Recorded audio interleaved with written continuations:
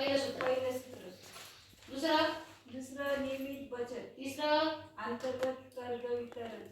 चौथं कर्जाची नियमित परतफेड. पुढे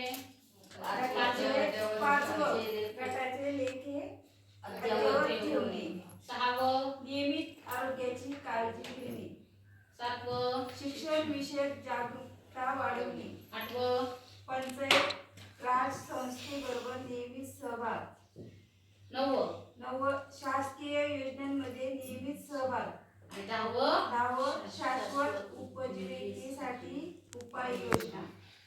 धन्यवाद आणि त्याचं खरंच खूप कौतुक. आणि आता थोडंसं तुमच्या मनाला प्रश्न करा की यातून आमच्याकडून चुकीचं काय गेलं, आमच्याकडून कुठलं सूत्र चुकीचं गेलंय ते तुम्ही आम्हाला क्लिअर करा. की तुम्ही पहिलं सूत्र चुकीचं सांगितलं, दुसरं त्याहून जास्त चुकीचं सांगितलं, किंवा तिसरं त्याहूनही जास्त चुकीचं सांगितलं, पाचवं त्याहूनही जास्त चुकीचं सांगितलं. तर आमच्याकडून उमेदकडून कुठलं चुकीचं सूत्र गेलंय का? हे गावाच्या बाहेर जाऊन करायचंय का? ते सांगितलं पालगावला जावं लागेल.